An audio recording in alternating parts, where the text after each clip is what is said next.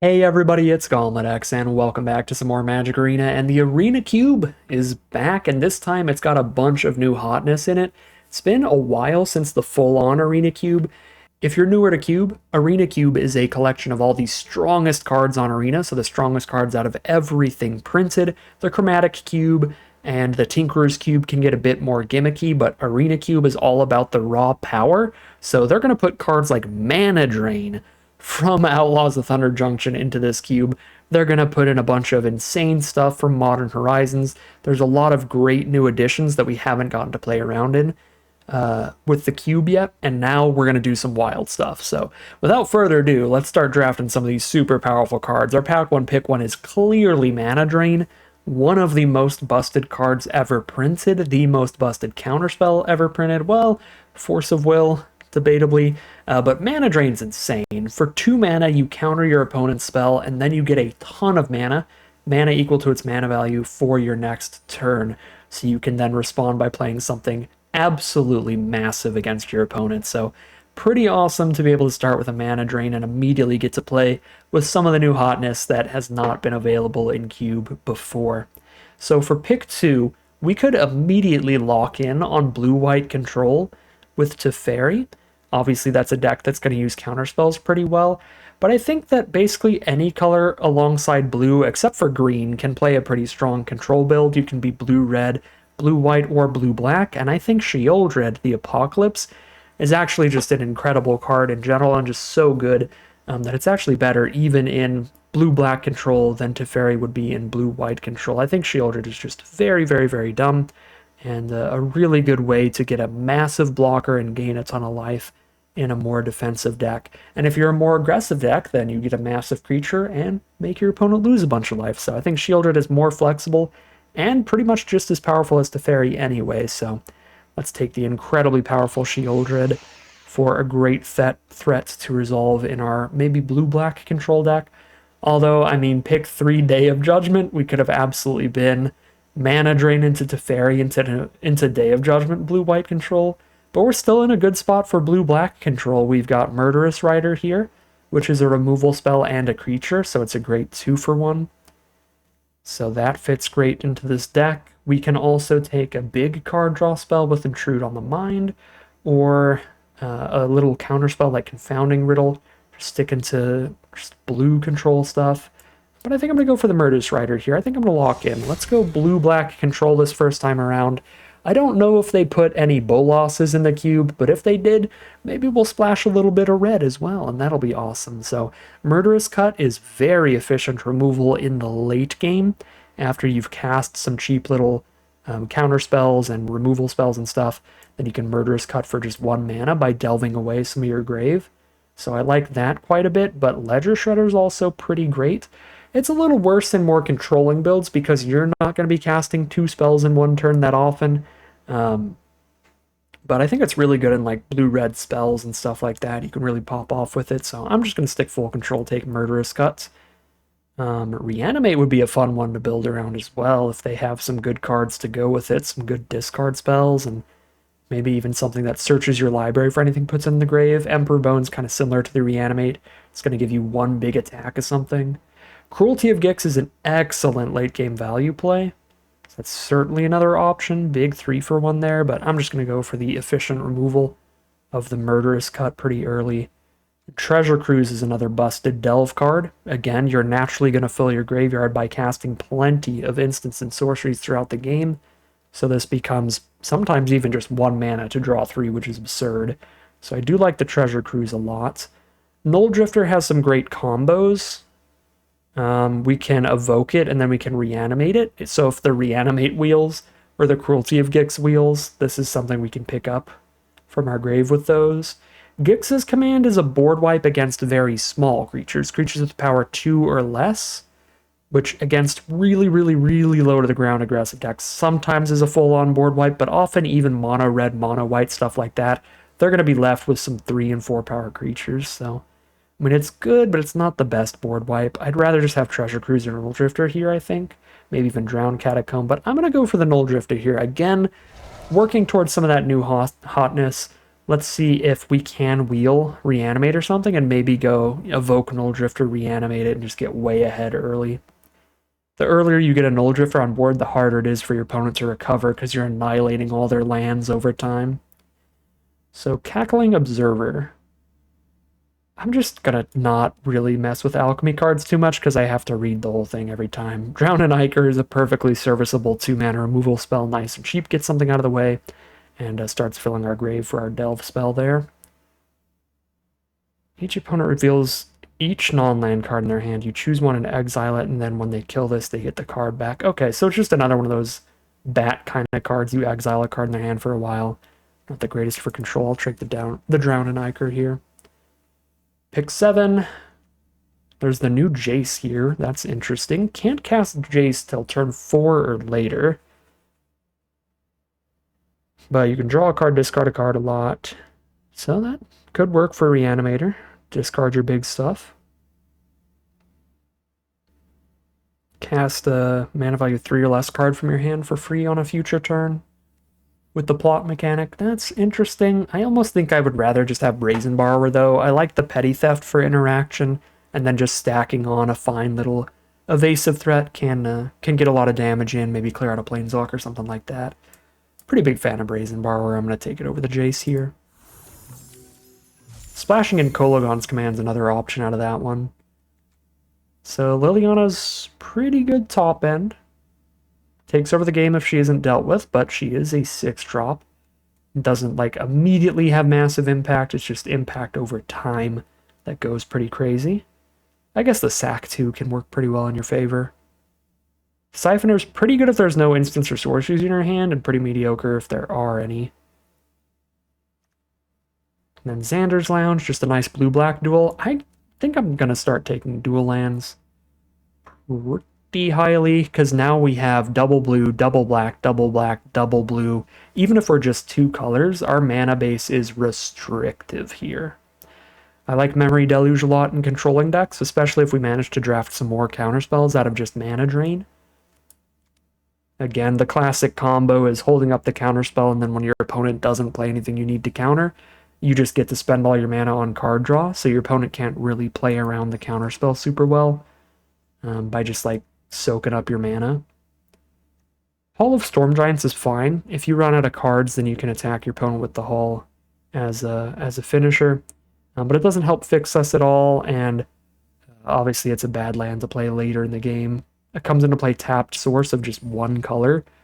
It's pretty big downside. Deduce is fine. I guess the fact that Deduce is 2 mana works really well with the 2 mana counters like Mana Drain.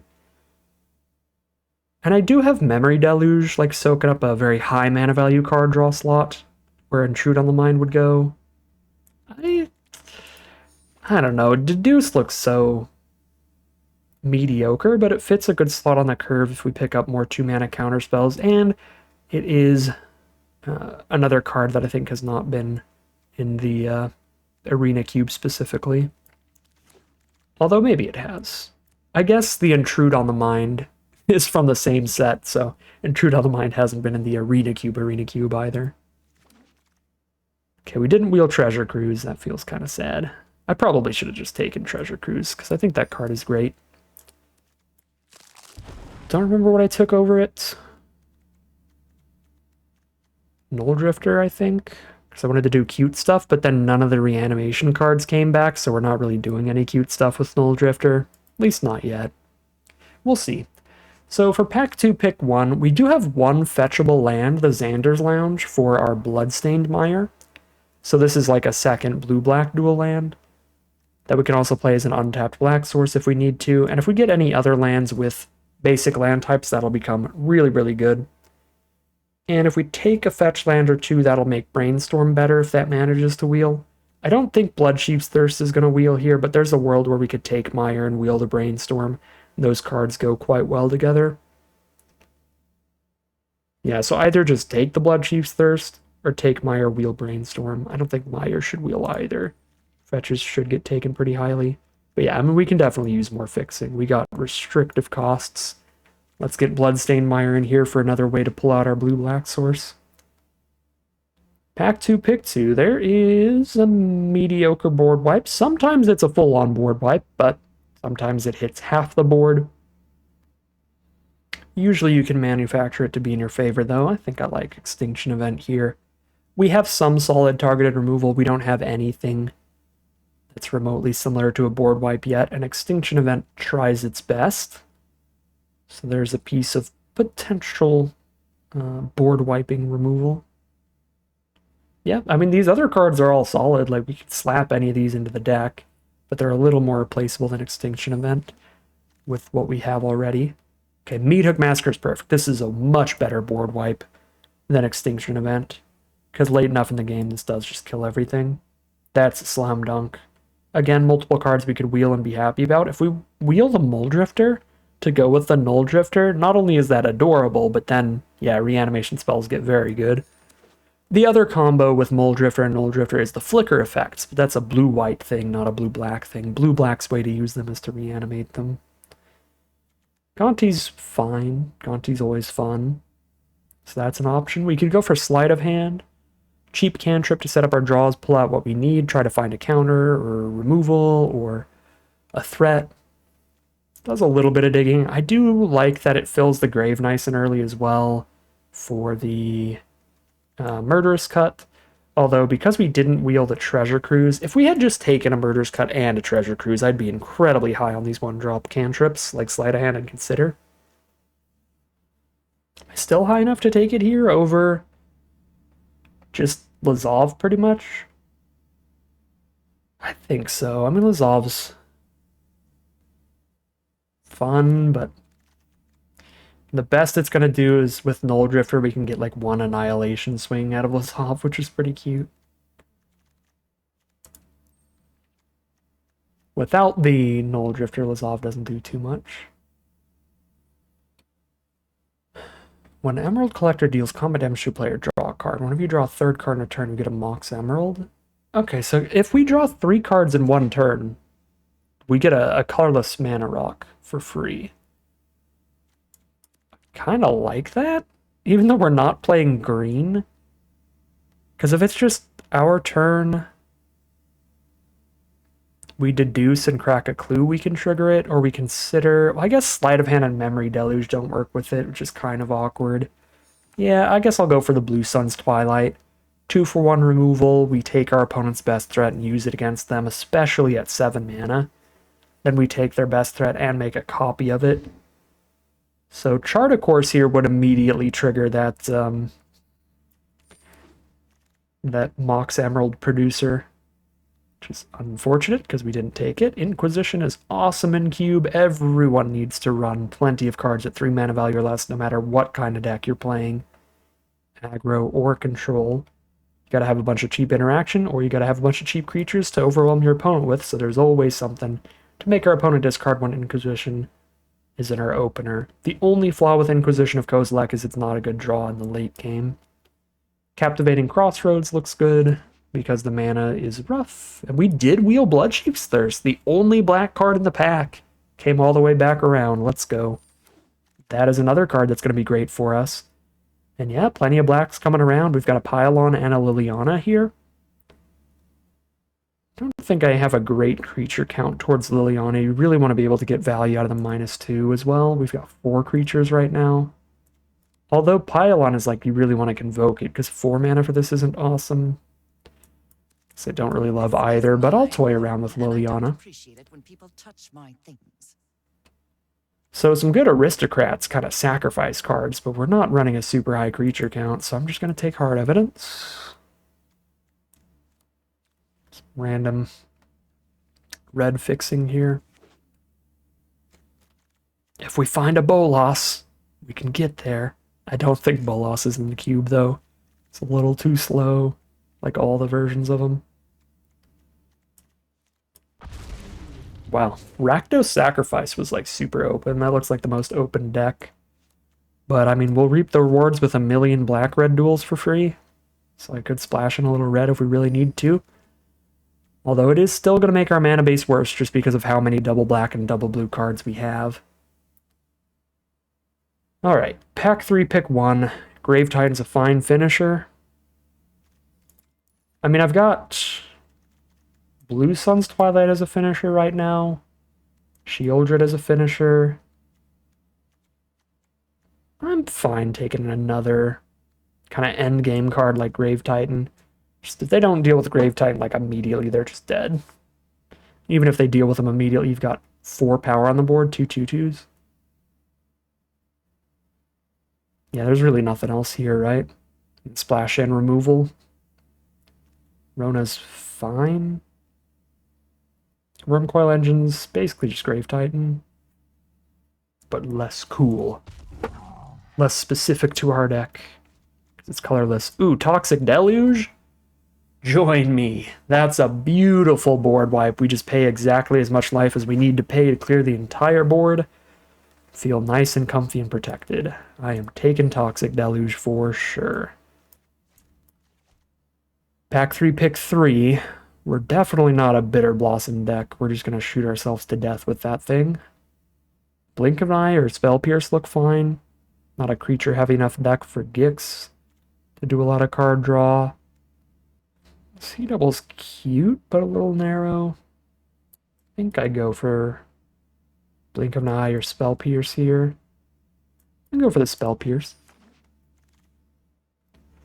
Pack 3, pick 4.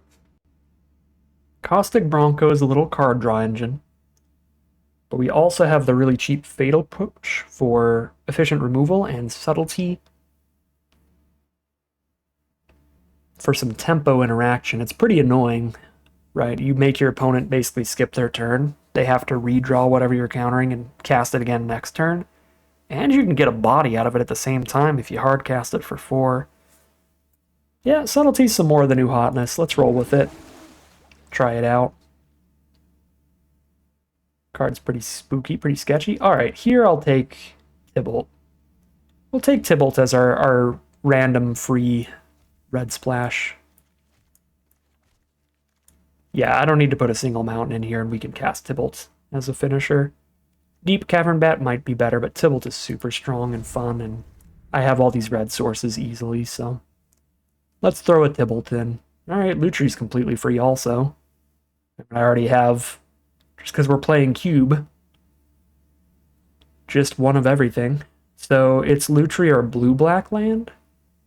I honestly would not mind the blue-black land at all looking at our mana base, but I'm going to take that free companion.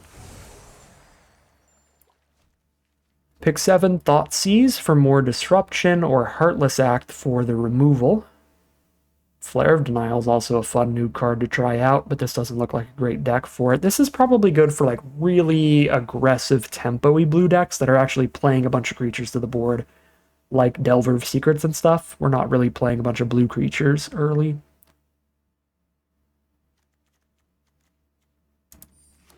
Alright, we'll go Thoughtseize over Heartless Act because I took a little too long to change my mind and click Heartless Act. That's fine.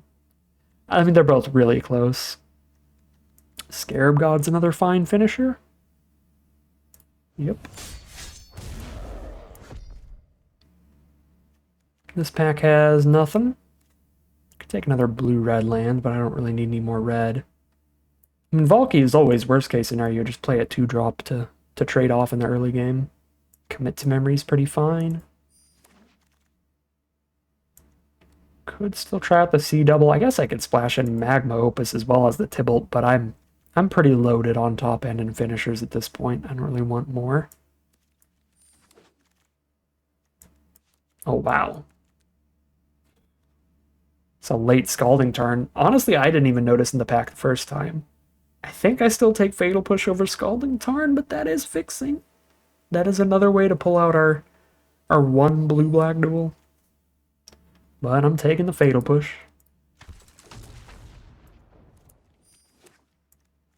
Give me my removal.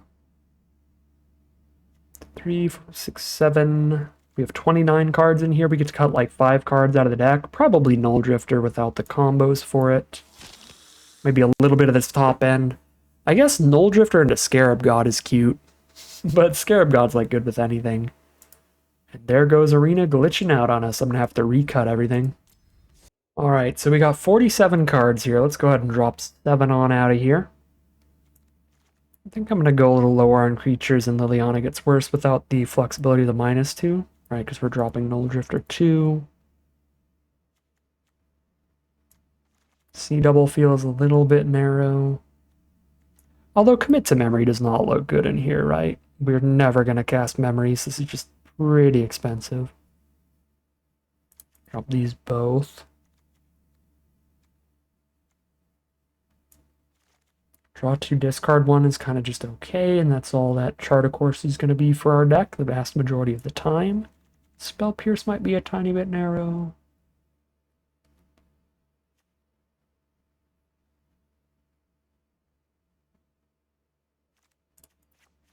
One more card to cut. Yeah, honestly, I'm still not really feeling this Deduce, especially because we only got the one 2-mana counter. There are quite a few others in the cube, I think. There's at least the 2-mana counter unless you pay 2, and you can like spend more mana to make a 2/2 flyer. There's the 2-mana counter unless you pay 1, and you can cycle it for 1 mana. There's a few other 2-mana counter spells in the cube, but we only have the one in this deck. I'm just not that pumped about spending 2 mana to draw a card and then doing it one more time later. Yeah, this looks solid to me. How does our mana base look? About as good as it's gonna get, right? 15 black cards, 9 blue, but that really important double blue on Mana Drain, but also Subtlety, Memory Deluge, Brazen Borrower, and Blue Sun's Twilight. So we have 6, 7, 8, 9, 10 ways to get blue mana, and 4, 5, 6, 7, 8, 9, 10, 11 ways to get black. Sure. Try to go pretty close to even because of all the double blues. Lutri's also a double blue. Yeah, let's call it a deck here and hop into the gameplay. Alright, here we are for game 1. Snap Keep here. Got a board wipe if things get out of hand. And some 1-for-1 removal spells if we can keep things under control. It's the literal mirror match, though. Blue-black Lutri versus blue-black Lutri. Alright. I'll take another land here. We're trying to get to like 7 mana for this Blue Sun's Twilight as a finisher. Yeah, this is awkward. I don't think our deck's particularly good in the mirror match. Get the Lutri mana out of the way at least. Agent of Rafine. That is certainly annoying enough to kill, but they left the 2-mana counter spells up here. Shouldn't be able to counter a Fatal Push because we're going to have so much mana up for it.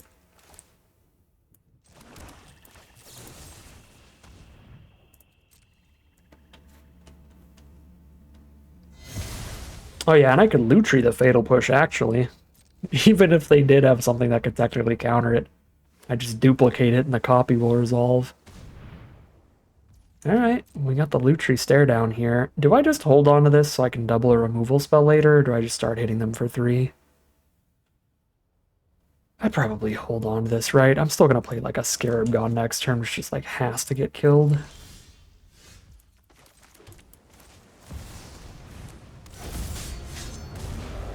Do that while they're tapped out, so they need removal, and removal still puts Scarab God back into our hand. Unless it's exile removal, but there's not a lot of that in black. They've been doing that a lot more recently, though. There didn't used to be any ways to really exile in black. Just gonna pass through and let me declare an attack, maybe?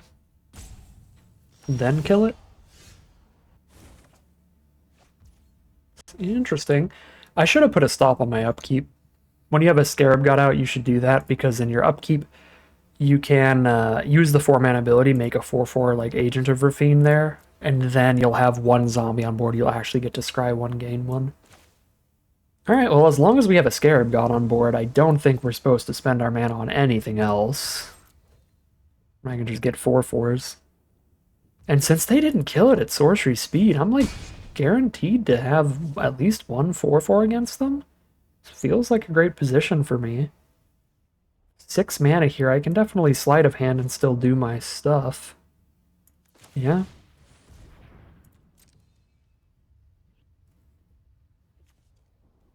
Mind the Witch, but it's not particularly good with these spells. It's definitely not good with Toxic Deluge.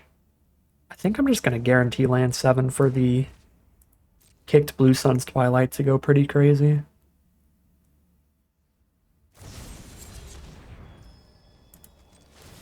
Yeah, I think they should have just killed it while we were tapped out. Because now they have to kill this 4/4 as well. Plus, Scarab God still goes back to my hand. This looks pretty good to me. I mean, maybe they have like a pretty much free way to kill the 4/4, you know, like some creature that bounces it when it enters the battlefield anyway. We'll see.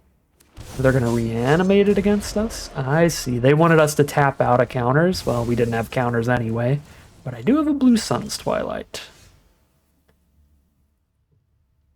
The token copy of the Scarab God isn't going to do anything. And they also have double blue up. Oh, the double blue up is rough. So what I can do here is I can Swift End the Scarab God. They try to counter Swift End. I Lutri the Swift End. That's a strat. So if I kill it, it's going back to my hand. So I don't think I Blue Sun's Twilight it when I can save that for something else.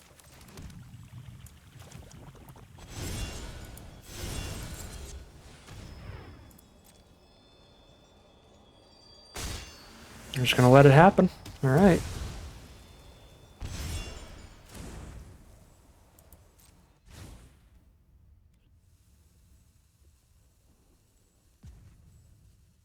And then we pass through. Guess I could have Bloodstained Mired into a swamp to play the Murderous Rider. The only thing I'm holding up at instant speed is Lutri, so that's probably for the best, but now they do have to consider playing around a counter.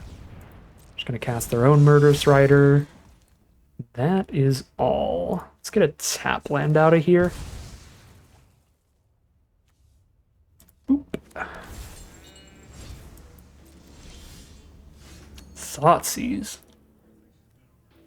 I do not mind that. Obviously, I don't get to Blue Sun's Twilight if I'm Thoughtseizing for like 2 Murderous Riders against them, but I think that's fine. You know, this probably gets their counterspell, right? They counterspell Lutri. 3 mana up afterwards, I just cast my own Murderous Rider. Sure, this seems fine. Maybe they just have been bluffing this double blue the whole time.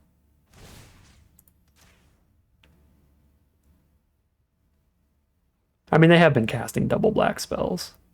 Okay. Gix's command for sure, right? Gix's command Grave Titan. Oh, Spell Pierce. That's what they have. They can commit and then Lutria commit, or they can Spell Pierce Lutria Spell Pierce.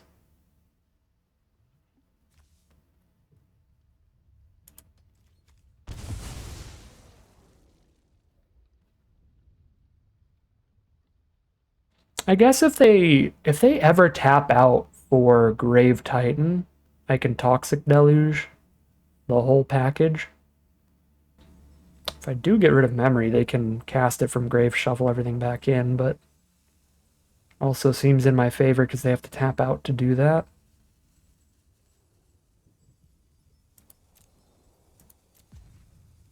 I think I'm just going to hit Lutri here because everything else makes them pretty much tap out to do their stuff.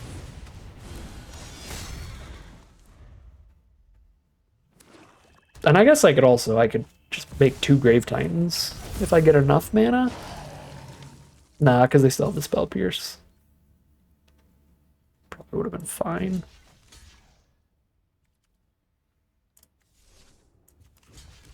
Yeah, no, let's just both gain life and then we'll Deluge here and take over with Scarab God instead. Because they can't counter Deluge with Spell Pierce.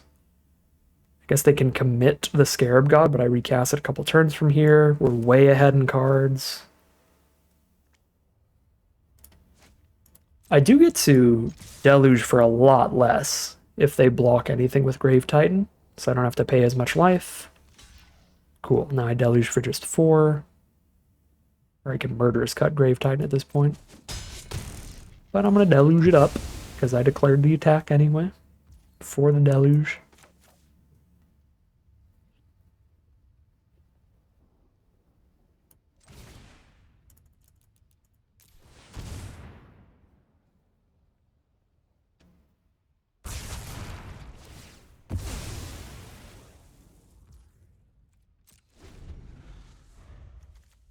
Alright.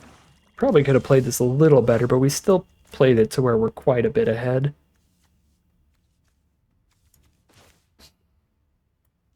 They have to commit this.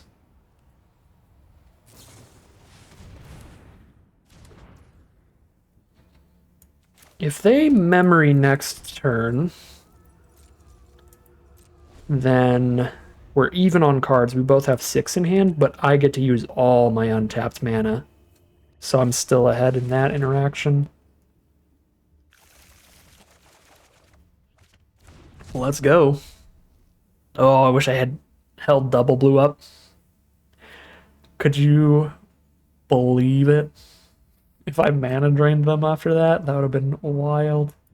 Okay, so we don't know if they have their own Spell Pierce or Counterspell or something here, but I have a mana drain up. 1, 2, 3, 4, 5, 6. I can Tibalt with a mana drain up.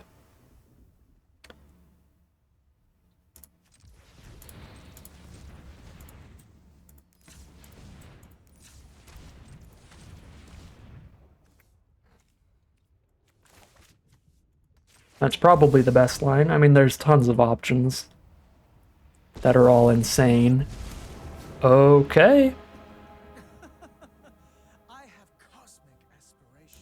Well, now I just get to start casting cards from everybody's deck.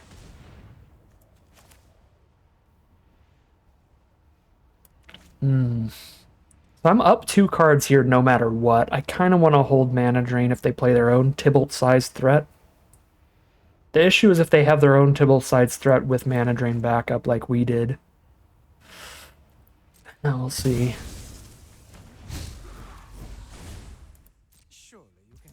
I'm gonna hold the mana drain up. I still have more Tibalt kind of threats like Shieldred and Grave Titan. Shieldred's okay. We've got a Murderous Cut.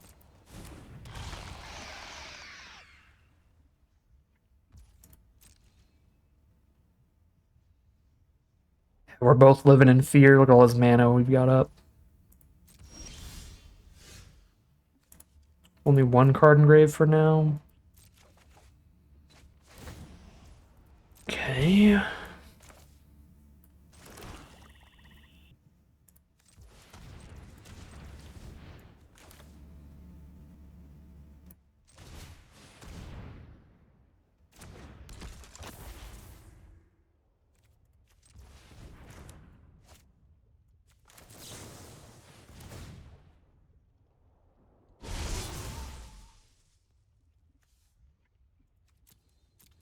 Just looking at their hand is incredibly valuable information right now.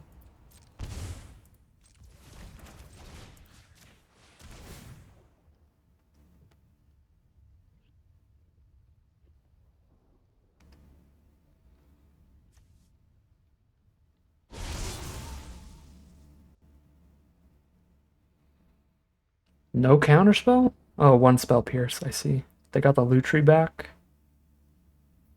Spell Pierce, Lazav, Lutri.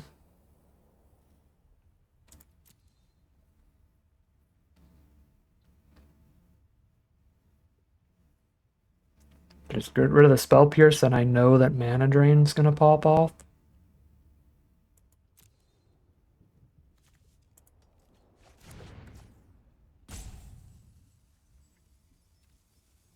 Three cards engraved. So Murderous Cut costs 2.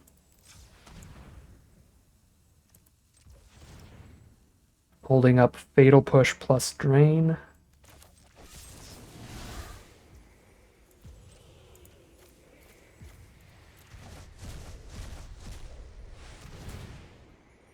And Sedgemoor Witch is our army in a can here.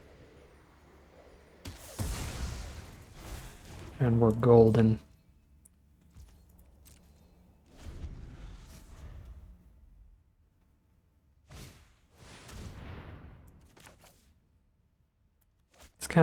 copies their own spells, right? Yeah. So we just drain the Mole Drifter, get 5 mana next turn. Grave Titan for 2. Yeah. There we go. That'll do it. We've got a whole army on the board. They can't counter our mana drain. They can get a 2/3 and a 3/2 against all this, and then they know we have like infinite mana next turn. So start things off 1-0. Interesting mirror match. Almost definitely could have played it better. There's so many options with these incredibly powerful cards and incredibly controlling decks. There's so many different ways to play it, but played out fine for us, and we're 1-0 heading into game 2. All right, turn 2 mana drain. If I could turn 1 Thoughtseize, turn 2 mana drain, if this was like a Watery Grave, this would be the dream hand. I'm just going to guarantee turn 2 mana drain is an option. Maybe that's greedy, but on the plus side, it means that whenever I play Sedgemoor Witch, I do get a pest out of the Thoughtseize. Well, do I get a pest out of the Thoughtseize, or do I look at their hand before I know if I want to hold up mana drain? I mean, I guess I am holding up mana drain by Thoughtseizing them, but now I'll know exactly what turns I really need to hold it up for. Okay, they've got the green source for Sentinels, so we rip that out of here. This is going to be another controlling matchup. I want to play against aggro. Okay, yeah, this is going to be annoying. They don't have any counter spells in hand. They've got some big 5-drops. We probably save mana drain for a 5-drop. We just rip the Sentinel out of here, so they're not really doing much next turn. They just Chart a Course. Okay. Yeah, so they Chart a Course. Turn 4, they're going to Memory Deluge. I don't really want to mana drain a Memory Deluge, so we'll get the Sedgemoor Witch down. Murderous Cut. So, Toxic Deluge can trade into the Witch and its whole army, which is a little sad, but we need to get the Toxic Deluge out at some point.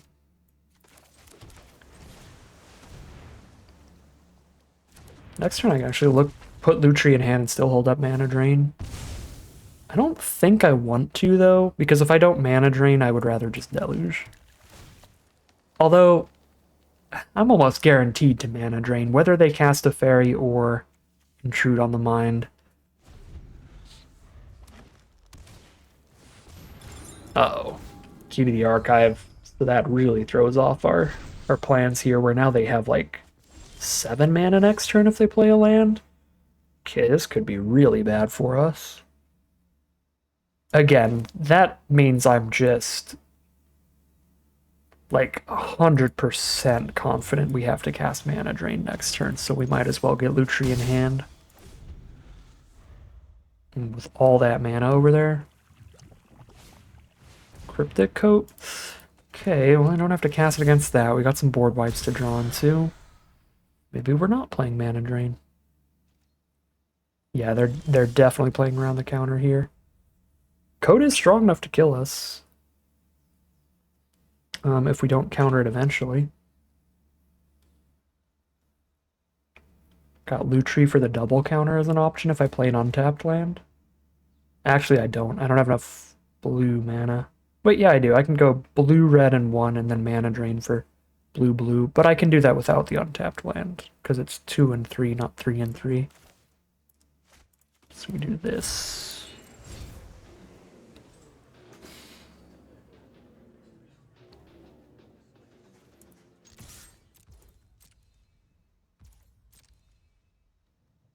I think Sedgemoor Witch can probably outrace the Cryptic Coat.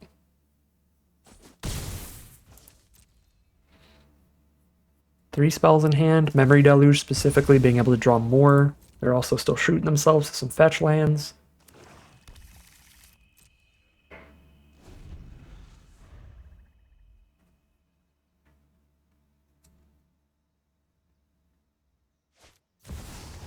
Teferi. Okay, if I Lutri my mana drain, I don't actually get any extra mana out of it. So I'm not going to Lutri mana drain unless they try to counter mana drain. But only one of these is going to actually resolve anyway. Okay, that's not going to work how you want it to. Boom. We choose Teferi, so we get a bunch of mana. If I choose Counterspell, I only get 2 mana. Actually, wait, no. If I choose Counterspell, I get 7 mana. Alright, well, I'm a doofus. Never mind. I lied. I did it wrong. We gotta use this mana while it's here. So let's go for it. They're definitely gonna deluge me, I can tell you that for sure. So let's get some ways to reestablish a winning board state post Wrath. So we probably just double deluge, honestly. Why would you hold up Summit instead of Lounge? That makes no sense. Oh, because I need another blue mana. Never mind.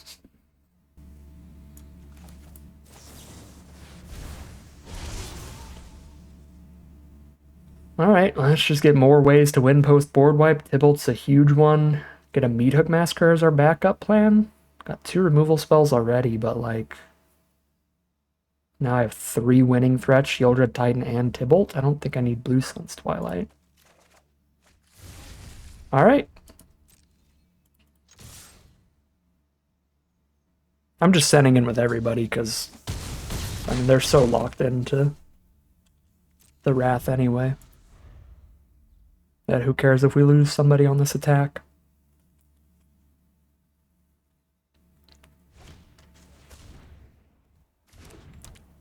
Utopia Sprawl on blue.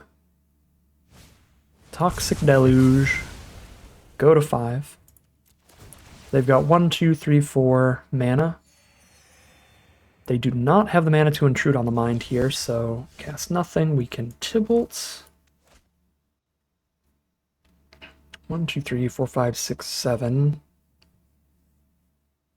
Tybalt is like my favorite of all these cards, but the other ones kill them faster, which is probably more important. Shieldred or Grave Titan both kill them really fast. Yeah. Let's go Grave Titan.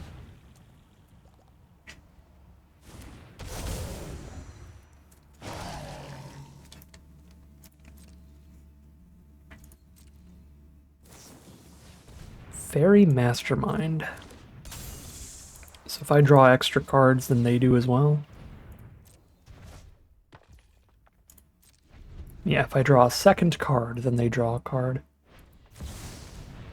Intrude on the Mind. I split these into 2 piles. They get one of the piles and a Thopter. And the piles suck, apparently, because there's the concession from our opponents. And we are now 2-0 in some control mirrors, heading into game 3. Alright, here we are for game 3. We got a board wipe, we got cheap bounce. This looks solid. I'm gonna get a Triome here. Turn 1. It might be better to play Crossroads turn 1, actually, since it is always tapped, since we're on the play. Actually, no, turn 4 it's always untapped, right? Yeah, so we can play this turn 4 once I know exactly what color I want out of it. Cool. Alchemy cards continue to confuse me. There's our Island Swamp Mountain, and here is Brazen Bar. We're being held up. Some petty theft at the ready.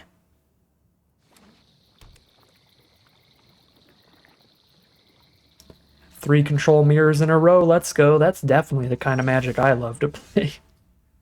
That's what you all come to this channel specifically for, right?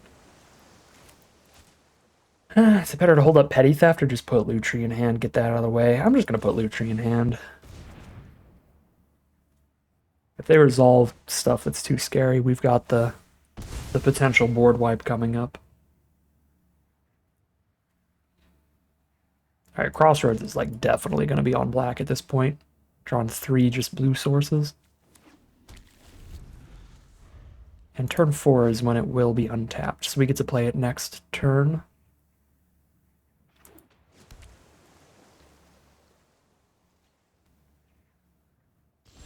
Alright, hold all the mana up. The draw-go mirror match. 2 can play at that game. Go ahead, opponent. All I got's removal anyway. Wow.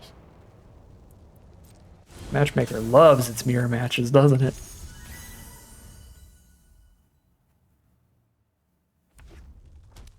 Ooh, they're deeper red than we are. We don't have a mountain in our deck.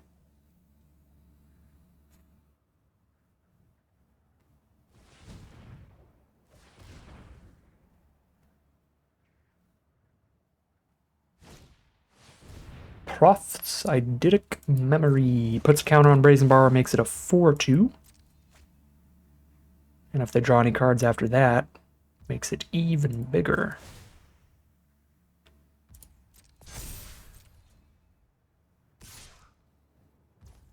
I am taking 4.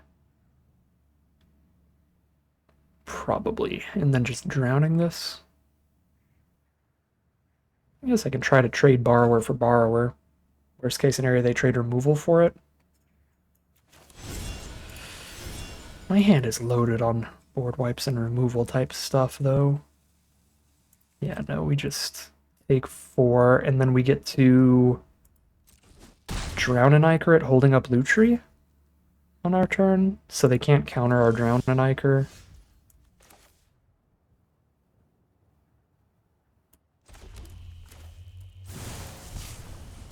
Because they have 2 drown an Ichor.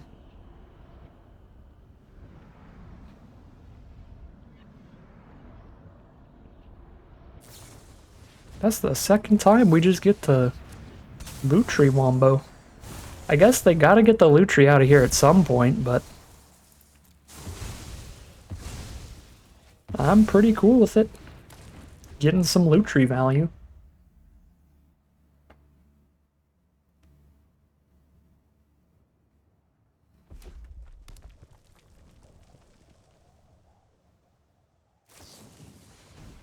Yeah, cool. Lutri's already done its job.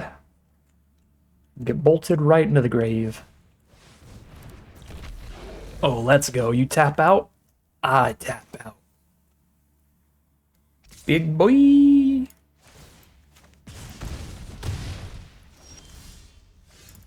The biggest of boys. And guaranteed blocks for Hellrider.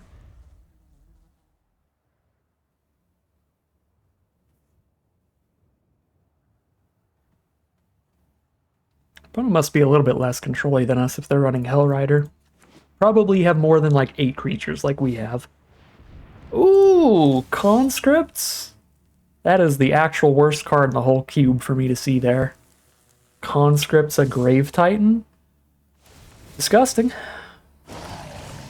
Now we definitely need to... God, yeah, this is painful, because... I mean, I get the Grave Titan back. So I can have 2 more 2/2s as blockers. I can Deluge on 3 if I have enough life. But I'm going to die to like a lightning bolt here. So we probably just conserve life total and Deluge on 3. Because Extinction Event on evens gets rid of my Grave Titan, which is real bad. Deluge on 3 puts me to 2 life, which is real bad. I do not like my position. Conscripts was just a beautiful card there for the Grave Titan.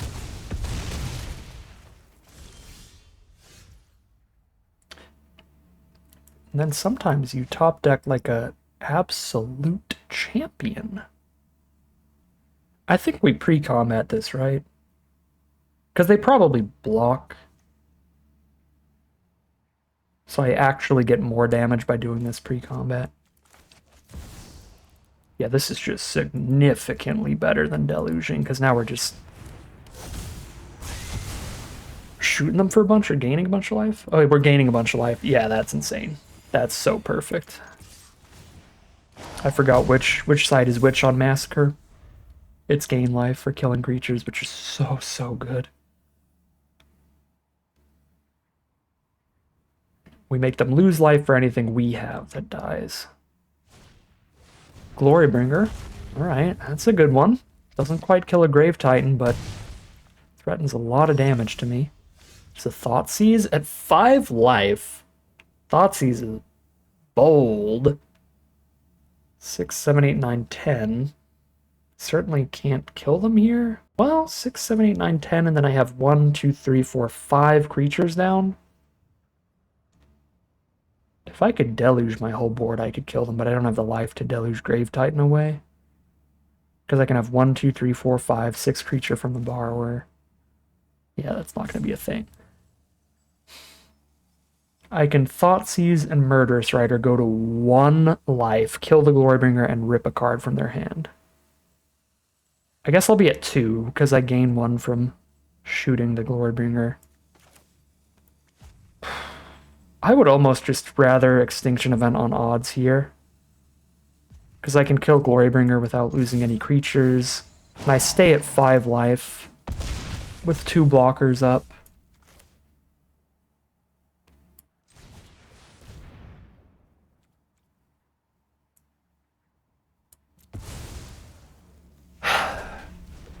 Yeah, it's like, is it better to Thoughtseize and die to like a top deck 3 damage like Bolts?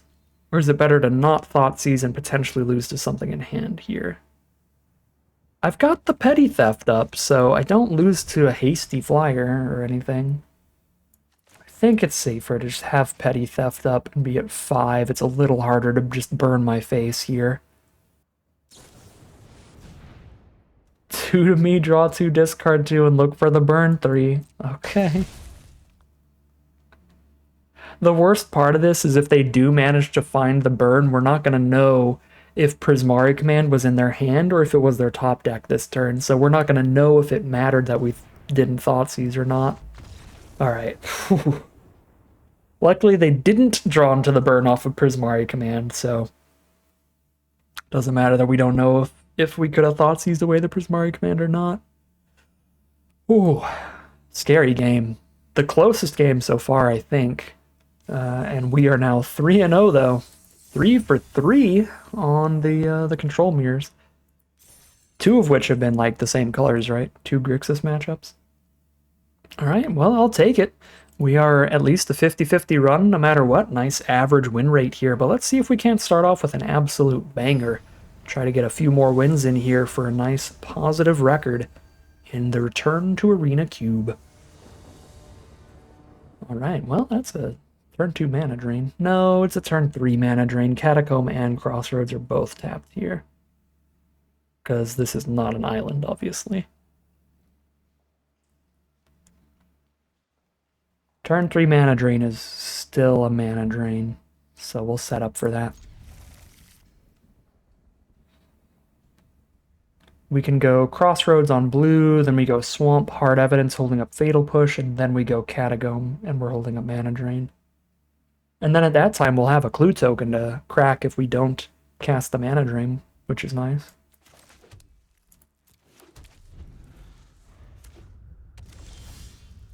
Okay.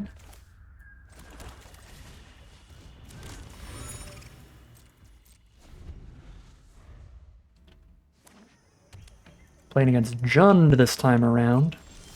Black, red, and green. Ooh, I've got a Shieldred. If we can hit the land here. Kind of want to send a message and hit them with a crab, but there are actually hasting threats. Okay, Mana Drain also gives us Shieldred. Or Scarab God. Okay, I have 1, 2, 3, I have 7 mana?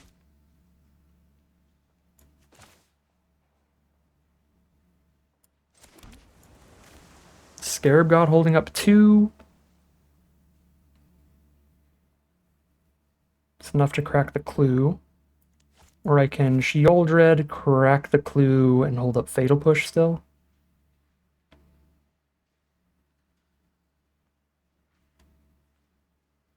They're both like must-kill threats. I think Shieldred does a little bit more if they instantly kill Shieldred, and I think they're pretty likely to instantly kill whatever we do here. I'm actually going to put Lutri in hand instead of cracking the Clue. I don't think I care about an extra 2 life gain. So Shieldred probably pings them for 2 no matter what. Whereas Scarab God is like, I'm going to play Scarab God, they're going to kill it, it's going to go back to my hand. I can play it again later, but I don't have the mana for it yet anyway, and it's not going to do any damage, and... Well, I guess if they didn't have anything to kill it, then Scarab God would have been slightly better here, because now we'd be reanimating a Crucius. I feel like my position's still great. I mean, they are now also blue. That's 2 blue sources we've seen from them, and a Key to the Archive, so they look like 4 or 5 color control. There's a Counterspell Supreme Will. So it is the 4th control match in a row where just running out a Scarab God feels sketchy, just playing into a board wipe when Shieldred is already threatening to kill them all on her lonesome. Yeah, I can just draw a card and drop a 3/2 to jam in for more damage. We're already pressuring for at least 7 there. Okay, there's D-Spark. Pretty sure Mana Drain is like the literal only counterspell in the deck, so we don't draw a card here. Okay, there's Subtlety, but that's only countering creatures. Yeah, so that resolves. I could draw the card and gain 2, but this way I can cast all my removal if I need to while still doing some stuff. Like Lutri. Okay, I do think I need to removal this Shaman. So I can Fatal Push the Shaman and cast Lutri to hit for 3 this turn. No value Lutri, but damage is damage. They're down to 9. I am actually going to just pray for no board wipe here.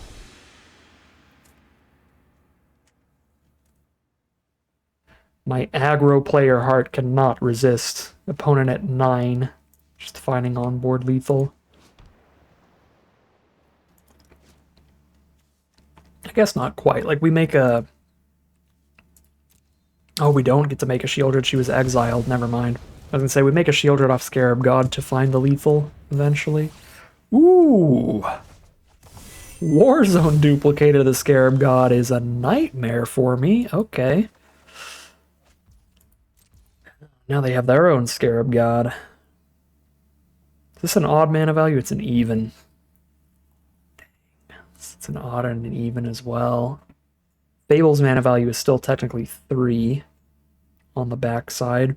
So that's an odd. I can exile Scarab God and Fable together.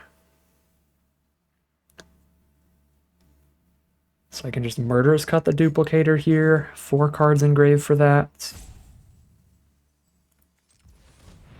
Oh boy. When it's a 6/6, I kind of have to kill it.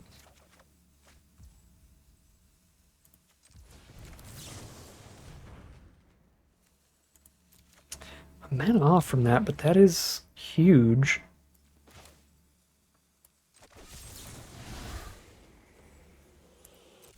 I guess this thing doesn't have any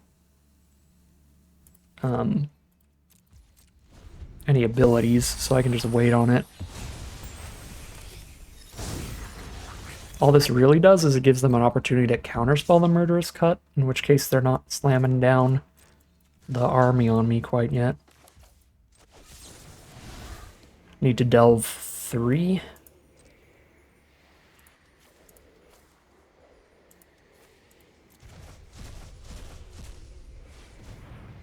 Oh, I think I put Liliana in here, didn't I? No, I did cut her because my creature count's low enough. Okay, good. Let's say maybe I'm not supposed to exile the creature from grave, but I don't think there's any graveyard recursion. Yeah, we're good. There's no graveyard recursion. Alright. Now things are about to get odd. We'll play the land first, so we can pay 2 mana for the counter unless we pay 2. But if they have literal mana drain, then we lose. Yep, mana drain Scarab God is super lethal. Alright, little taste of our own medicine there. I guess they could have had Counterspell as well. This is not the opponent that played Counterspell. That's a bummer, though. We're super, super out of it here. I could, I guess, technically still top deck a land and Massacre for 5. But I have to top deck a land for that. And I have to do it immediately, because this is so much damage getting presented already. Like next turn, they're pretty much hitting for lethal. Because they're getting a Shieldred from a grave here. Worse, they can get a Crucius. It's also insane. Okay, well, let's see if the last card in hand is another counter. Because this one I won't be able to afford. I don't have my red source yet. I could shoot myself for it. It's probably worth it.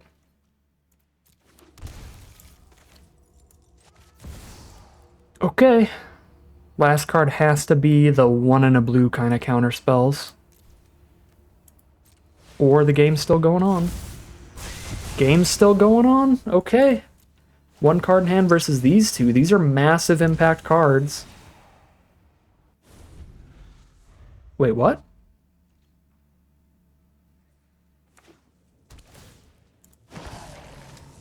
Oh, it's a conjure card. God dang it, Alchemy.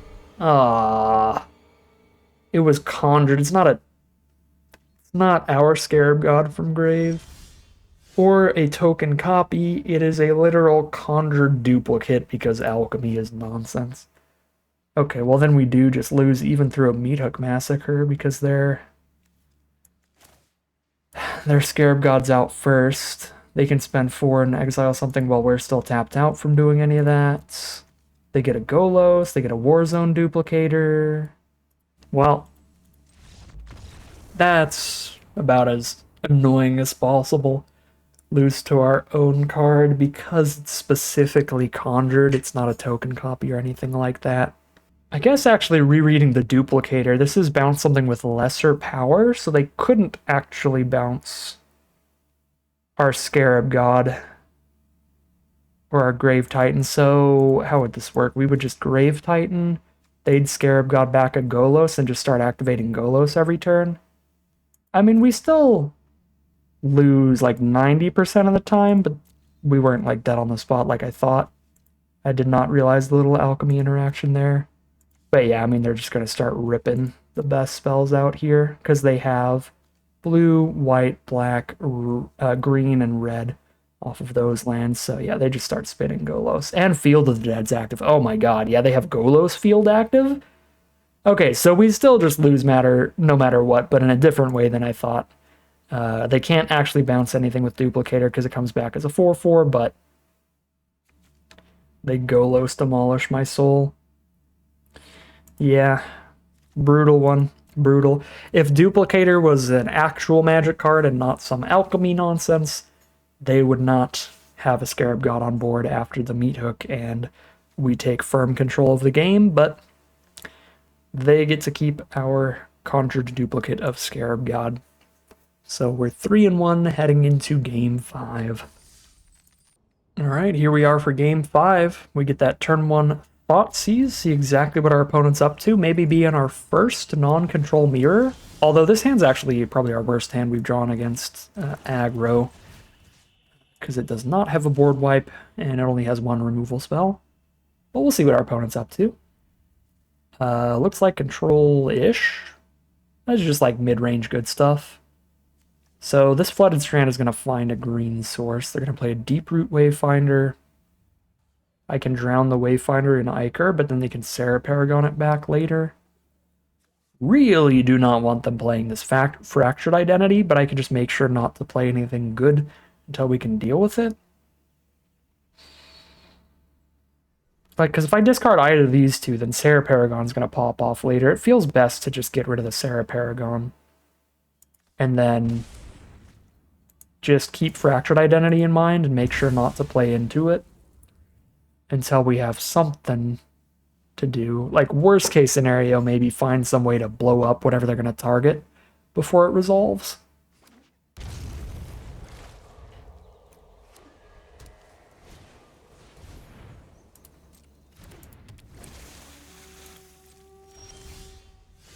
Well, I could Swift End my own card in response to a Fractured End now. Okay, we definitely need to drown the Wayfinder because it can ramp them up, and it's their only threat we know of. And I have a Swift End for the next threat. Well, there's the next threat. Top deck Bristly Bill is big enough to need to just Swift End. So I shall.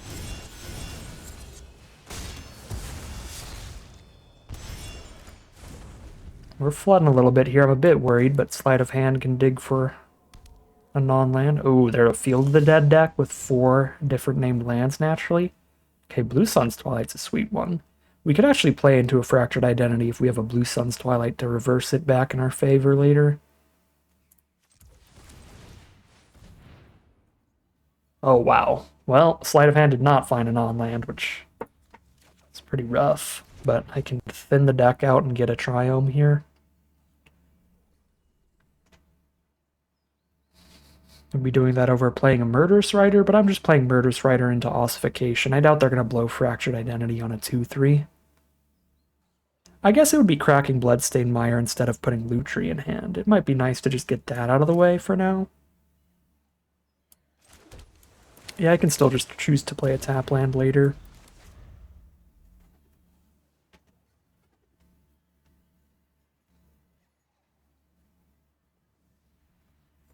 Field of the Dead is a huge problem, because there's pretty much no way to interact with lands. So once this gets active, they're just turning every card in their deck into a live draw. Even if they top deck lands in the late game, they get 2/2s. So every single card in the deck turns into a threat that can start chipping away for damage. There's really no way to stop the field. So it's a pretty scary card to see in a controlling deck. Because you're like, well, I can't kill every single 2/2 they ever play when every land in the deck's going to make a 2/2. Gives them that late game inevitability. Oh. They probably don't need it, though, because Nissa kills us real fast, and we've just drawn a pretty low spell count here, so we have no interaction for her. Had to Swift End the Bristly Bill instead of weaker removal because it was the only removal we had, and now we don't have removal for Nissa. Could do a double Blue Sun's Twilight on the Nissa tokens later. Could try to reverse things a little bit. So for now we need to get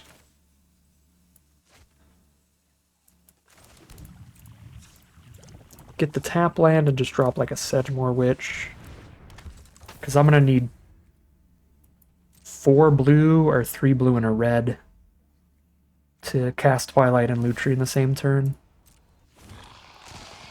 Welcome, my companion. They're going to ossify here.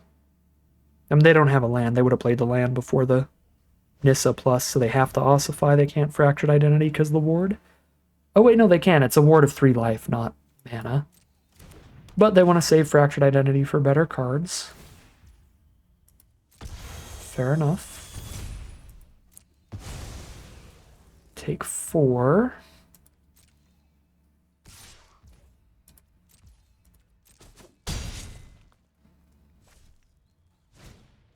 Guardian Idol. Okay, so you're gonna have to like Fractured Identity one of their own elemental tokens at this point. This is at 5. Ooh. Oh, that's big. But I can't do it right now. I can't hold it up for the Fractured Identity. Because shoot. I can't just Twilight the 5/5 and that's it, because then they just make a 5/5 with Nissa, and I don't get through. I need both of them to force them to Fractured Identity something. And it's gotta be Twilight, Lutri the Twilight. And I don't have mana drain up. So we need to kill Nissa. We need to at least chip damage into Nissa.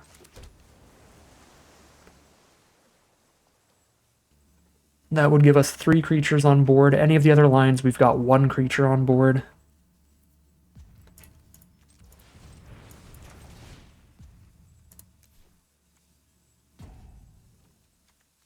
Two, three, 4.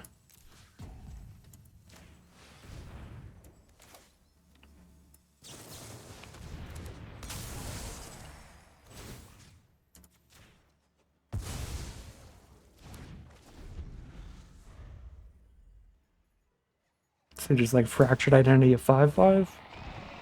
Fight beside us. Yeah, and then I guess I still just can't get through Nissa if I don't top deck something. Oh! Gearhulk works too.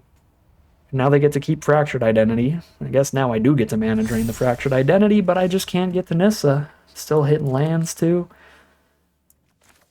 I can get to Nissa for 3 damage, sack my board to hit for 3. No, I mean, we just get Nissa. We just get Nissa.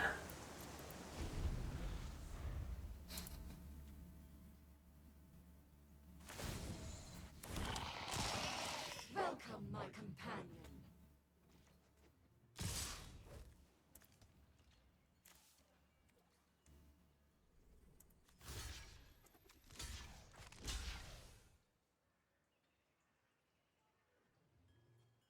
I survive, lose 1 creature here for Nissa counterattacks. But then if I send everybody a Nissa, I die to the 7/7s. It is a rock and the hardest of hard places.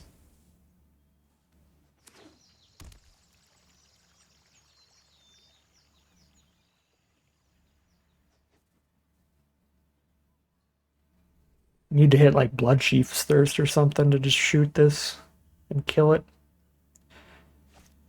Even then, they're ahead because we have to trade a 4/4 and 3/2 into one of the 7/7s. The other one's going to get through, and the Guardian Idol's still going to be around. Children does not do it.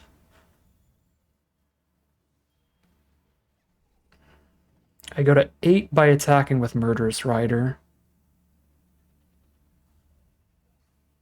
8 life, I can let a single 7/7 through and have Shieldred trade into the other one. No, I can't, because I was thinking about maybe hitting them and then having Shieldred drain, but I can't do that, or they just -7 and kill me.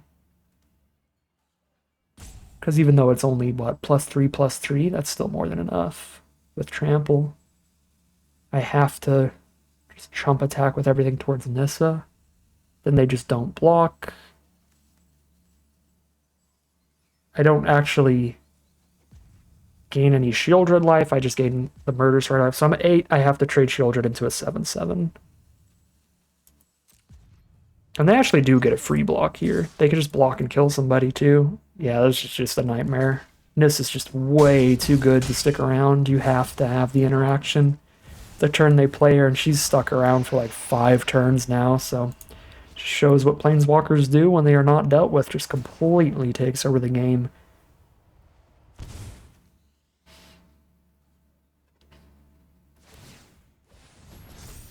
Oh, right, we died a Guardian Idol. Fair enough.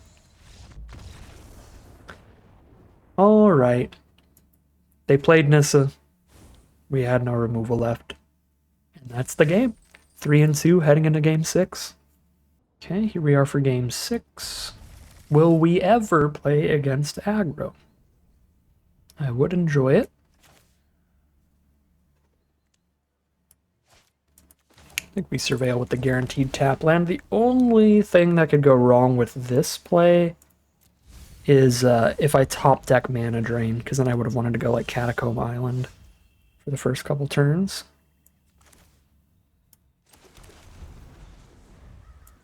Do the untapped Crossroads turn 4. Wow. Just going to play against the 15th mirror match.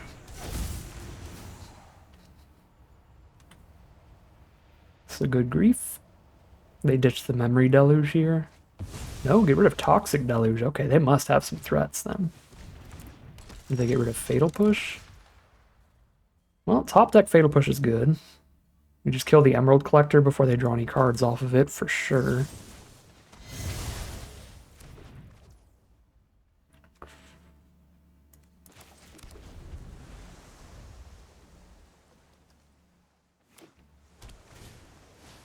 Thieving Aven, that also needs to just get killed. I'm just going to tap out and kill it right now, because that heists from our deck every turn. It's disgusting.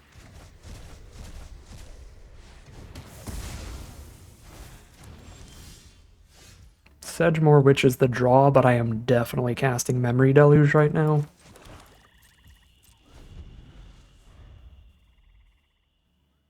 Maybe should have done it while they were tapped out, so they can't mana drain it. If they do like a regular counterspell on it, it's not that bad.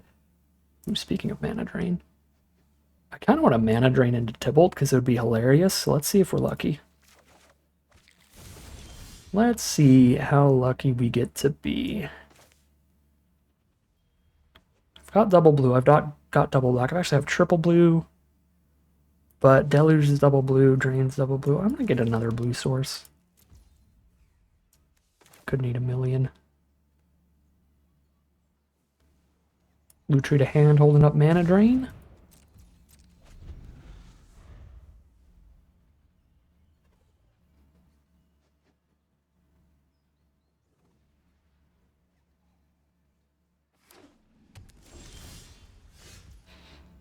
Might just hard cast a Tybalt. One away from Deluge, one away from Tybalt. Drop a Witch and hold up mana drain, or I can hold up double mana drain with Lutri. Or just get the Witch down. That is guaranteed to be good. Whereas we're only excited about the Lutri if they cast something good and have a counterspell to go with it. Oh, that's tragic. A 2-drop that I have to counter, because if I don't counter it, then I can't cast a Tybalt against them. Well.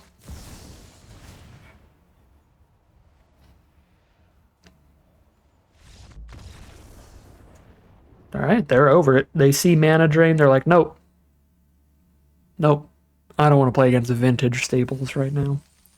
And we are now 4-2, guaranteed to be at a positive record with more wins than losses out of the event. Here we are for game 7. Let's get this black source ready for next turn. Probably cast Thoughtseize and Sleight of Hand.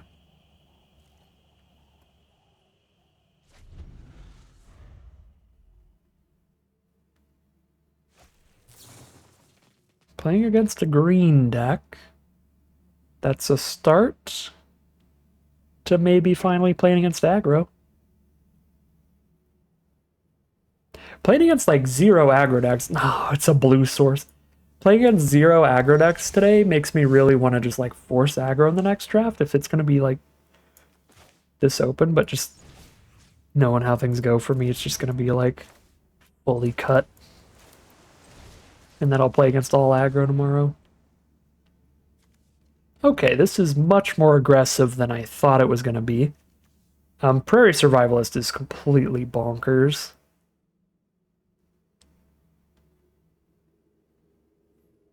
Buffs itself and their next card. Restoration of a Gonjo is incredible value, though, and the only thing here that Fatal Push can kill is the Survivalist. The problem is, if they play Survivalist turn 2, they're buffing Vantasaur or Warchief permanently for when they play it later.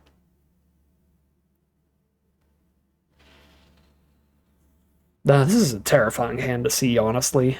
These are resilient 2-for-1 kind of threats. This is a 5-3 and a 4-4 it places itself with. This draws them a card when they play it. This reanimates something. So this can just reanimate Survivalist anyway? Oh my god. I guess I'll just get rid of the 3-drop and let something get a little bigger for Survivalist. Subtlety. Subtlety seems pretty great here. So I'm going to play Tapped Xander's Lounge and Fatal Push the Survivalist next turn. And then they have to skip a 3-drop, so we get 1 turn of Breathing Room, but then I Subtlety their 4-drop. And we roll from there. Ooh. Okay, I don't mind Shieldred. Kill this before combat on their next turn.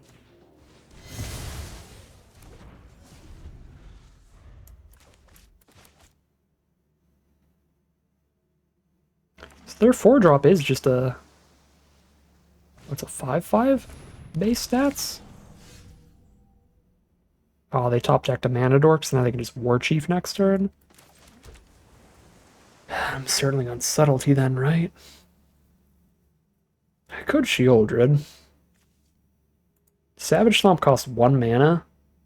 If I Shieldred, they can go Vantasaur's Savage Stomp. Yeah, land Vantasaur and Savage Stomp. And kill Shieldred. But I do kill the Vantasaur in that exchange because of the Death Touch. And they play a War Chief next turn, and I Subtlety the War Chief for now. Trying to bank up the mana for a Blue Sun's Twilight. Seems kind of reasonable. Yeah, so I guess I Shield Red now.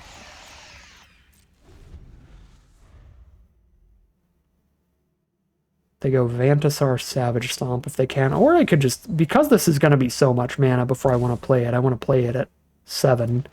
I could evoke the Subtlety and just try to get maximum Shieldred shenanigans going through here.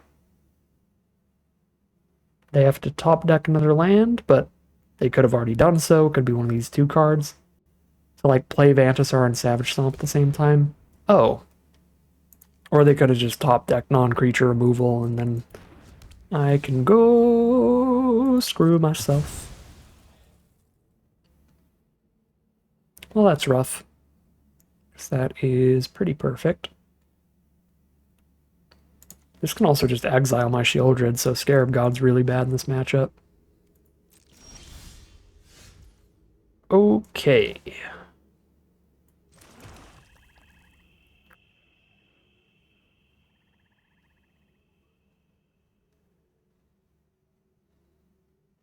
Could put Lutri in hand and drown this Paleontologist and Ichor. But it's got to be better to just Subtlety their creature next turn. Oh my god. Their draws are very strong. And really good for this position. Just exactly the kind of cards we do not want to see. I can't interact with this Virtue at all. Or the Buried in the Garden. Those were some incredibly live draws.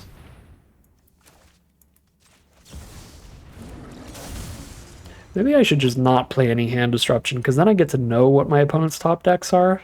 And then when they're really good, I get I get annoyed. I'm like, what? Can we not? My hand was decent at interacting with your stuff, but then you just drew the stuff I'm not good at interacting with, and now I'm sad. Well, if I top deck a land, that's Blue Sun's Twilight doubled up for you.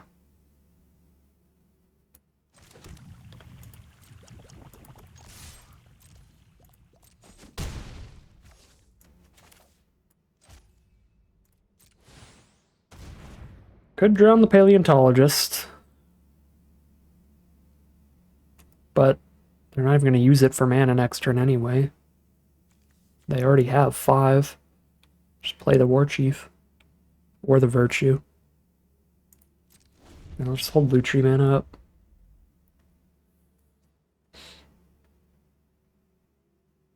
Or they could cast the Vantasar and the Savage Stomp. Be another use of their 5 mana.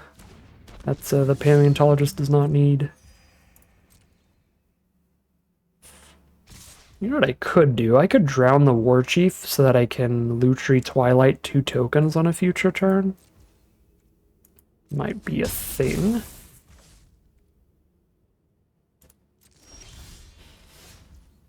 That's mana 7 though, so I mean I just take 2 War Chiefs here for sure.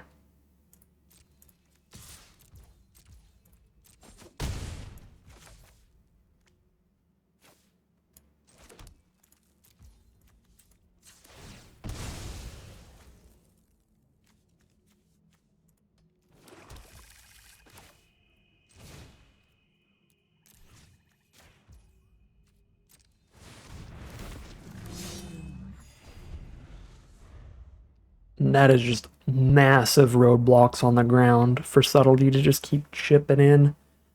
But that Vantasar can kill the Subtlety, and then we're going to have to find another way to break through. Just going to be difficult with their Virtue of Loyalty. Eventually their troops get bigger than ours. We're just going to Virtue right now. Okay, so they're going to take a little bit more damage for a little while. These are odd mana value. Subtlety's even. Vantasar's even. Drown Lutri feels pretty good here. Just empty their board and put them to 2.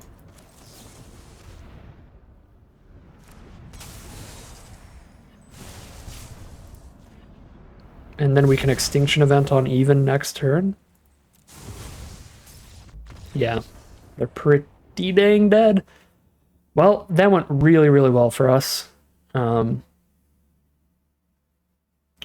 think they kind of just ended up running out the lines that played the best for us. Like, they couldn't know what's in our hand here for sure, but it worked out really, really well that they tapped out for loyalty there, and I could just clear out the 2 creatures. Worked really well that they tapped out for War Chief instead of going like Vantisar plus kill a creature, because then, just getting a 5/5 and another 5/5 is not that good. But getting both War Chiefs is like, even when these die, we're getting a 4/4 replacement. Plus, we gained a little life out of that interaction, so really just the last 2 turns, like those lines worked perfectly for us of War Chief and then Virtue. Could not have gone any better, so got pretty lucky with the spells that got cast in the end, and we are now 5-2. I believe we're in the money out of this cube draft. We get to leave with as many or as much gold as we spend to enter and a few extra cards for free, so that's pretty sweet. We'll definitely use all that gold to run it back, play some more cube after this, but it's not over yet. We've got at least another game to play around with this deck.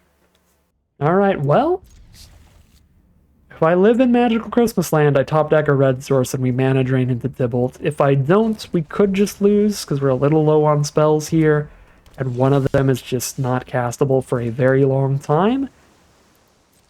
Maybe this will be our match against aggro finally, except that I don't actually want to play against aggro this time. They are red-white, but no plays the first couple turns is surprising.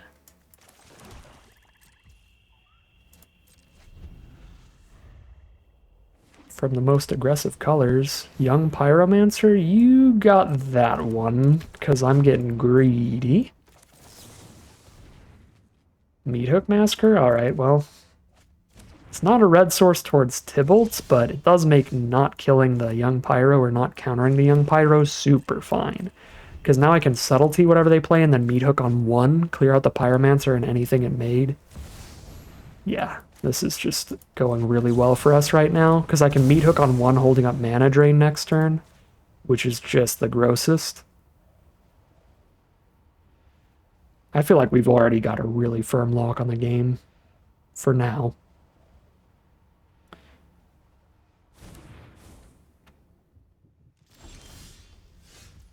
There's a Deluge, just makes me feel even safer. Sure. I mean, I really don't even need to Meathook yet. Just put a Lutri in. I can just put a Lutri in hand, holding up a Mana Drain. Got very confused by the auto tapper there for a second, and then I was like, oh, it wants to Meathook for x equals 0. Okay, so now I can just dump a bunch of stuff and still hold up any instance I draw into. Okay, we didn't hit the red source in time for Tybalt, which is really sad. Actually, this hand is really sad with the mana drain, but I couldn't let this big hasty flying threat resolve. I guess I could Valky and spend the mana to make this a copy of Rekindling Phoenix. That's probably our best use of all the generic mana, actually. No Tybalt, sadly, but Valky, Rekindling Phoenix at worst. Oh my god, Sun Titan? I don't actually have anything in my grave for Sun Titan. Our opponent doesn't either. So I actually think I hit the flyer. I still choose Rekindling Phoenix. And we just deal with Sun Titan when it happens?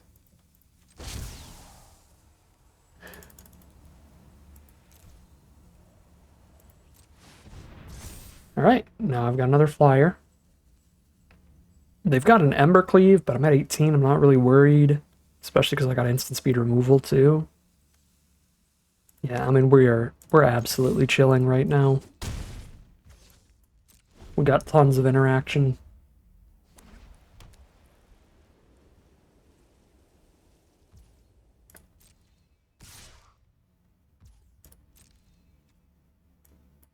Sure.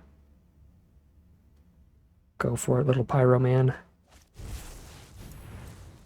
This is also a sure from me. We'll take 6 to have Murderous Cut for Sun Titan. Just meat hook the Pyro.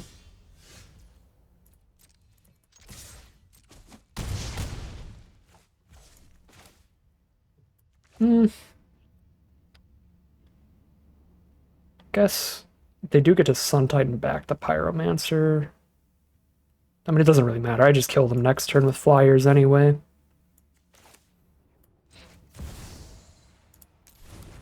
I guess if I Deluge, I have Murderous Cut up still.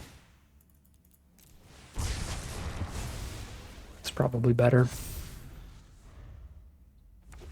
Because I've got the 3 cards in grave. Alright. They get Young Pyro back. They don't have the mana up for any removal. And they're just dead in the sky. It's game. Don't even need to do the Murderous Cut. Boop. And that is 6 and 2. We are heading into the final battle. It's going to be the final game of Magic for today. Win or lose. So, see if we can start it off with a banger here or just get real close. 6 and 3 would still be great. So, pretty happy whatever happens, but we'll see how it all wraps up in the final boss. All right, here we are for the final battle. We have Mana Drain into Tybalt. If I hit a blue source, 2 games in a row, we have to hit the correct mana to do it. We'll see if we do. I actually need to make sure to wait till a 3-drop the counter. But hey, they're on maybe Boros. They're definitely on white. Okay, we've got Petty Theft up here. We did not hit a blue source yet. So let's just make sure we have Petty Theft up, and we've got the Swamp for Dragon Skull to come out untapped. I could drown a 1-2 in Iker, but that feels definitely not right. Alright, it is Boros, so it will be our second aggro matchup. Our last round opponent had a real slow hand for Boros. Maybe this one does as well, because they skip a 2-drop just to draw a clue card here. All I need is to hit that blue source for the mana drain, and I'll feel really comfy this game, but we haven't hit it yet. Could put a Lutri in hand here, but again, it feels better to just have Petty Theft up here.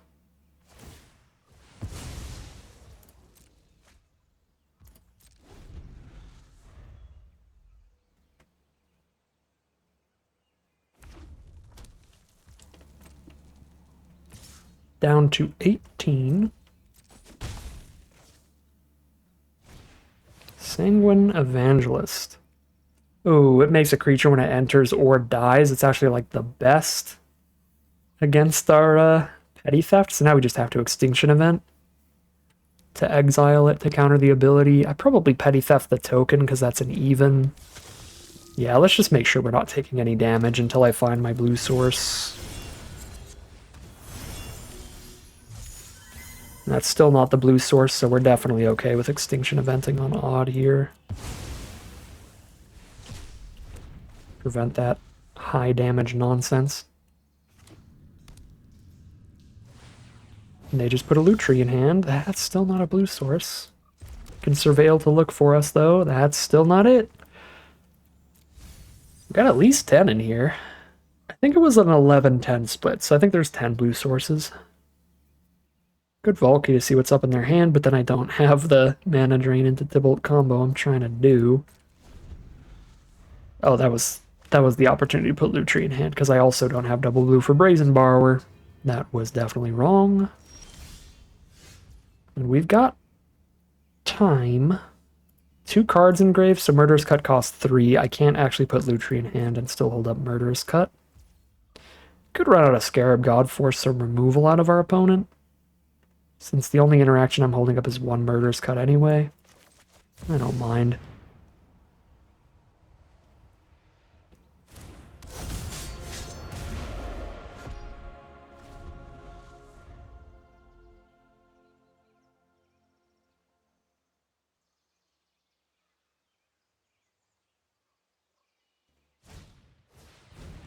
They have to double removal, so they Lutri the Obliterating Bolt to get the double removal. Unfortunately, they did have Exile removal in particular, so no Scarab God back to hand, but not a horrible turn for us.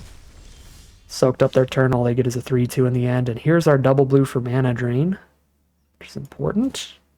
So drown Lutri, and hold up our double blue here.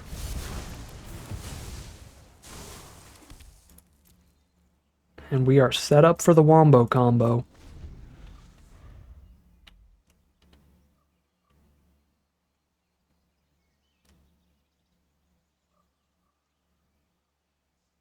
And if they play around the counterspell, which they didn't, if they play around the counterspell, we just Brazen Borrower. I mean, maybe they did. Archangel Elspeth's actually not that great, so that might have been the bait, so they can cast a better spell next turn, but, I mean, we don't mind because we're getting all this mana. We're still just playing a Tibalt. Boom.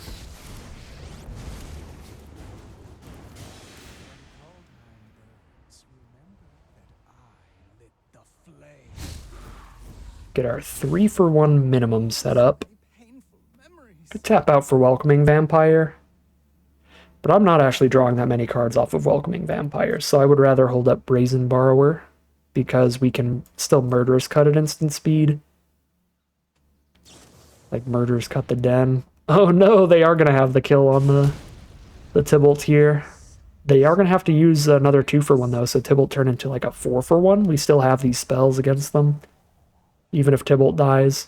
So Tibalt was a draw 2 and make them discard 2 removal spells, because if they try to kill Tibalt with their Den of the Bugbear, then I just kill the Den with Murderous Cut. So yeah, double removal it is. Nice 4-for-1 Tibalt still puts us very far ahead, even if he doesn't literally win the game. And that's cool with me.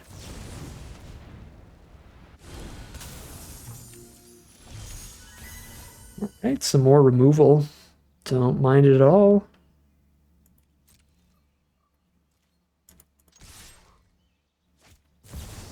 Archangel Avacyn. They get indestructible for the turn, right? Yeah, but I can kill her before that ability resolves.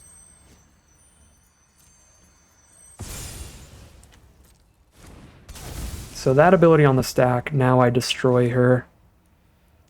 And we have no graveyard recursions, so I exile 4 cards. I do have a Scarab God. I exile 3 cards then.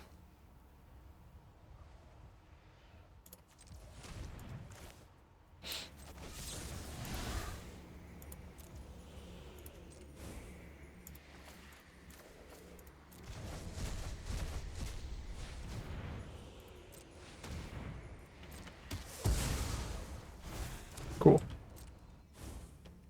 I guess we're just holding up Deluge.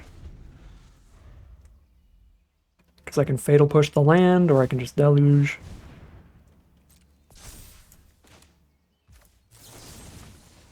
They did activate the land, so we'll Fatal Push it.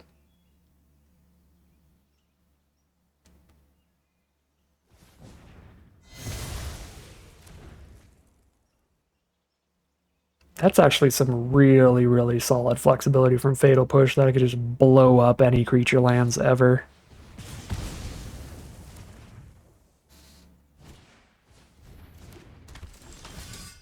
Hello, Sheoldred. Biggest threat we got, and we're not holding up instants anymore. I mean, unless I want to hold up Memory Deluge super badly. But let's just get Sheoldred out there. Let's go. I could have waited on Hard Evidence, actually, because the Welcoming Vampire would draw another Hard Evidence card. That wouldn't have been bad.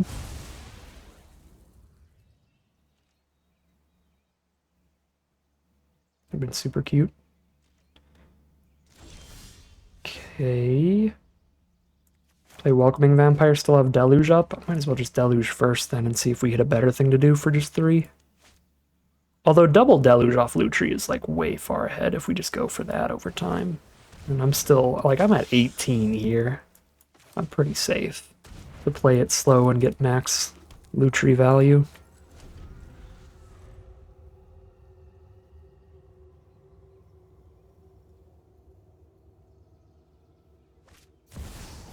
Flage for Modern Horizons 3 showing up, kicking butt, taking names. Flage is absolutely insane. Yeah, it's straight up just kill our best creature and then come back from the grave and kill our best creature every time it enters or attacks. Flage, even after all this work we've done to just be miles ahead, one single top deck Flage can win our opponent the game here.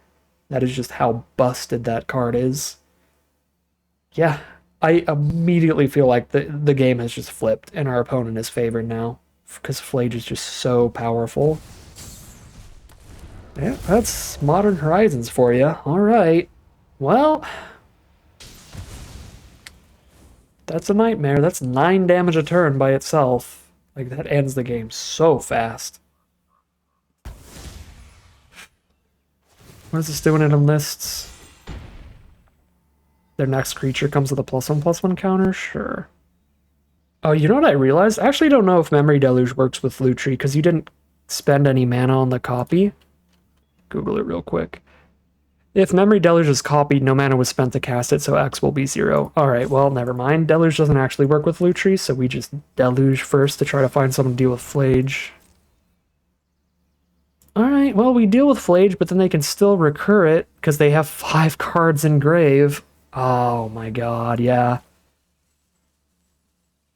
I'm just getting absolutely bodied by Modern Horizons 3.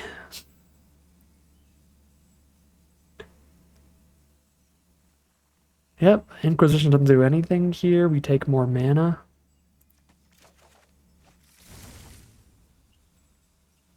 I get rid of the Summoning Sickness, and then if I kill Flage again, it's gone.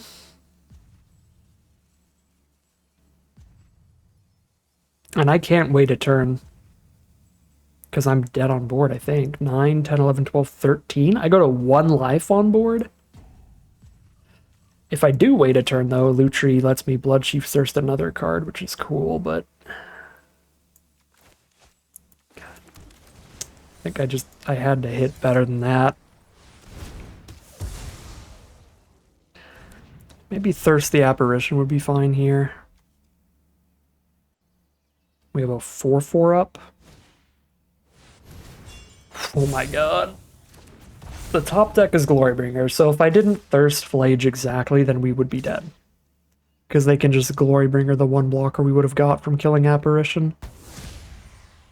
But now they still have a Flage to deal with, even if I stop this board state.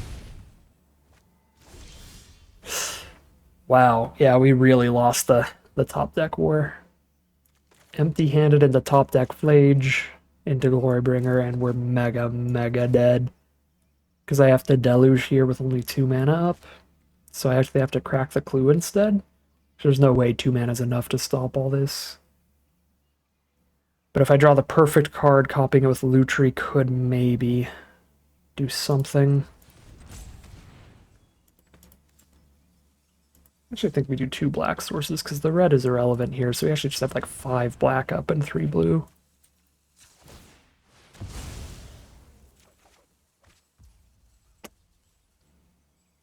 They have lethal in the sky. I'm dead.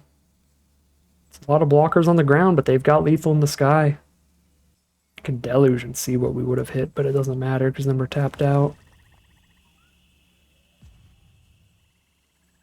Alright, well, I think we played that one pretty solid. We just really lost the top deck war, and Flage is way too strong.